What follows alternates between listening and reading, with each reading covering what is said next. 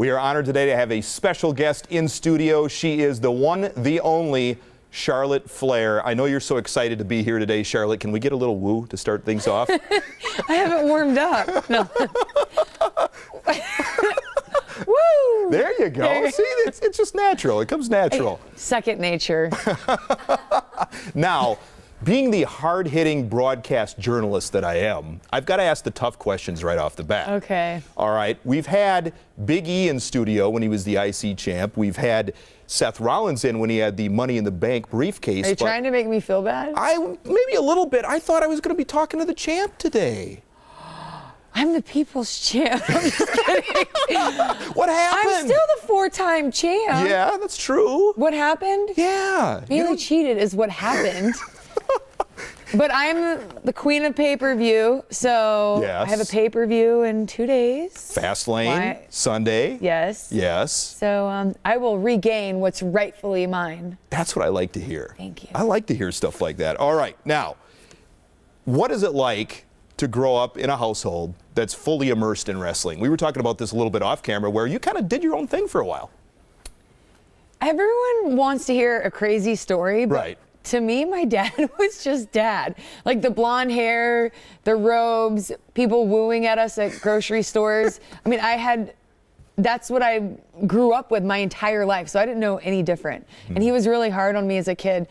Sports and getting good grades was what he had me focus on. So, yeah, I didn't really realize who my dad was or what he meant to the industry until I started wrestling 4.5 years ago.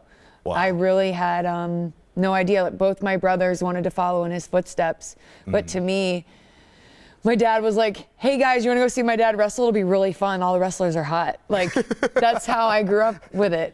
That's awesome. In just a short amount of time, like you said, 4.5 years, you have become one of the best on the roster. Oh. Period. I work with a lot of talented women.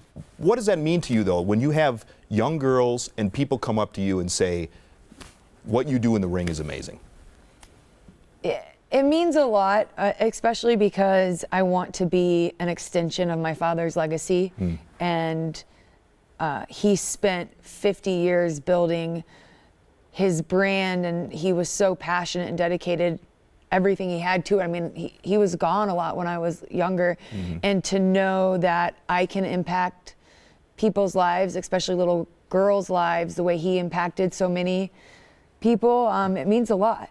How heady is it, Charlotte, already that people are naming you as one of the best female wrestlers of all time, just in a short amount of time? I don't think about it that way. You Really? can't. No, because you're only as good as your last match, and you're only as good as your opponent. And I just want to keep getting better. I don't think I've even scratched the surface. Like, after every promo, I'm so critical. After every match, I'm very critical. I always, not that nothing's ever good enough, Right.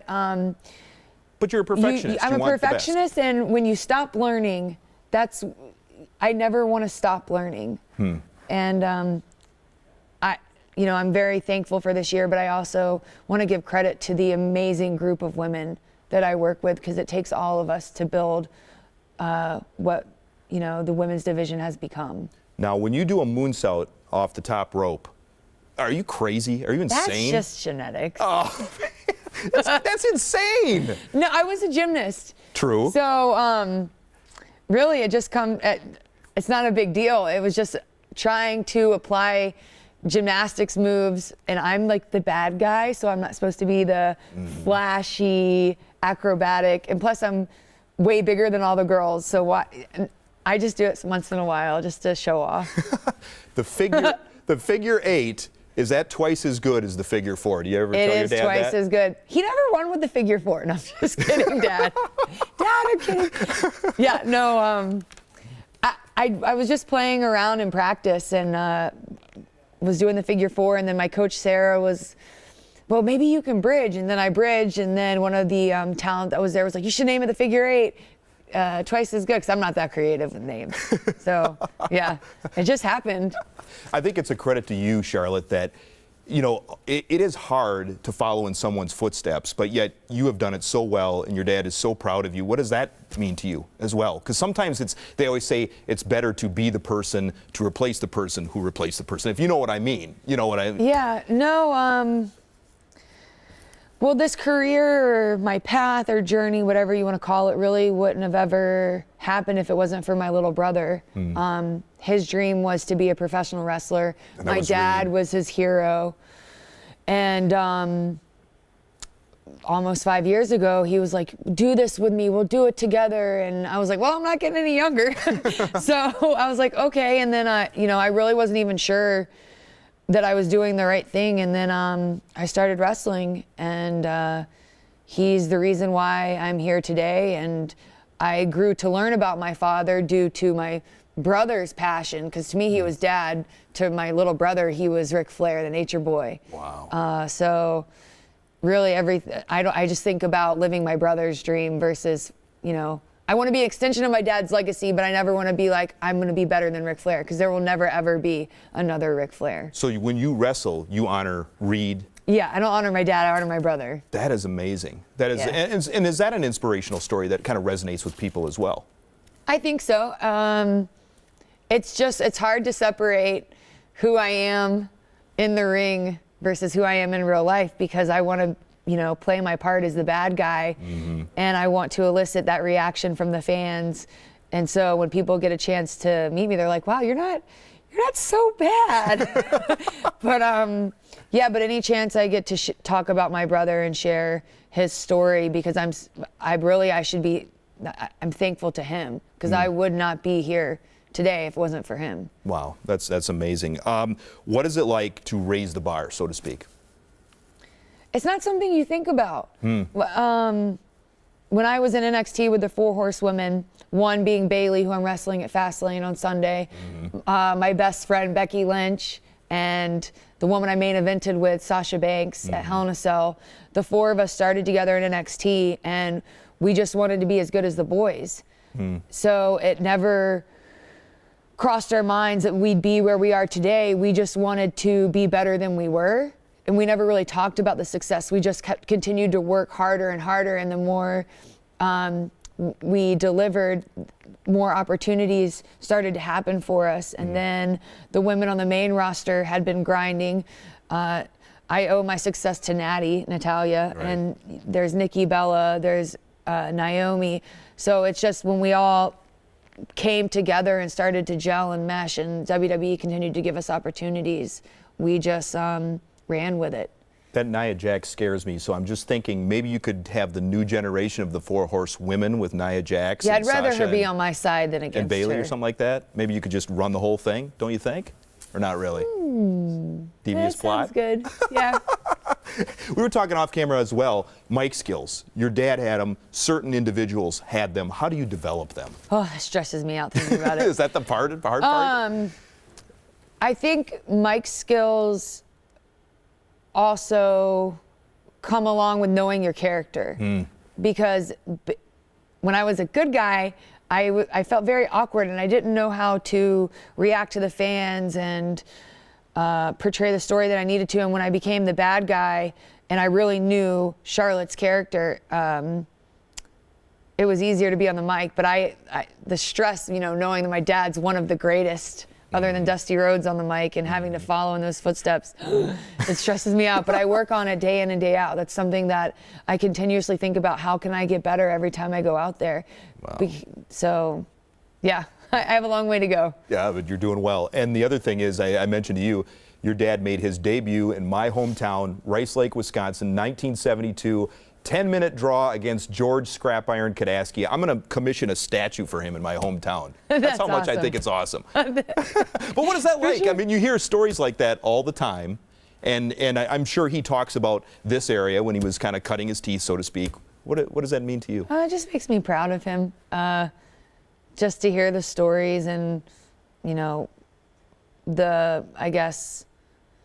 the towns or the big moments he had in his career. But hearing people talk about, how he impacted their lives, it just makes me a proud daughter. I'm just proud of my dad. how many lines do you get, or is there anything that you ever get completely tired of or whatever? Because he's got so many catchphrases.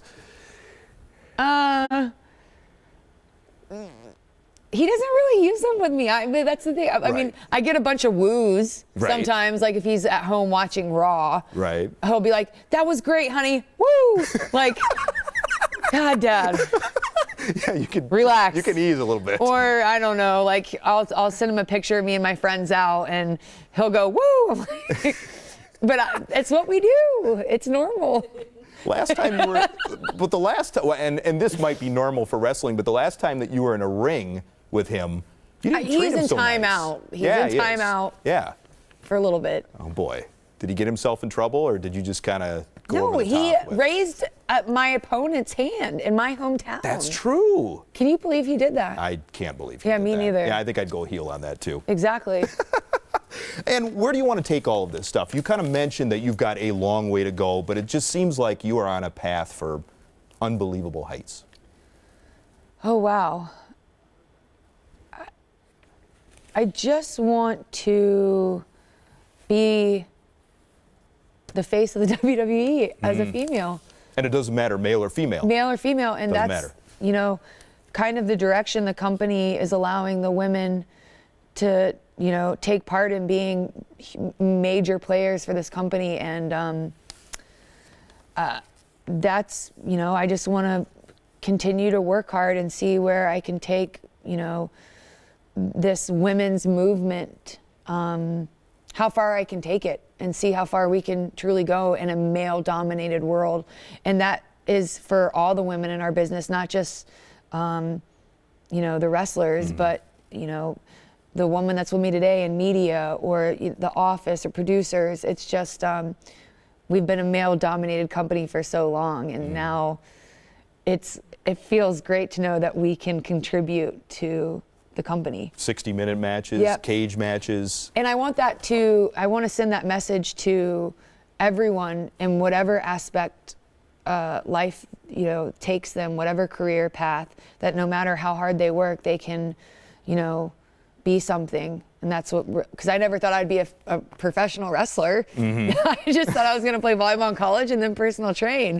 Like, you just believe in yourself, and you never know what's going to happen. That's awesome. All right. Well, Charlotte, thanks for the time. Thank you. I appreciate it. Thanks for coming in. Can we get a woo out, by the way?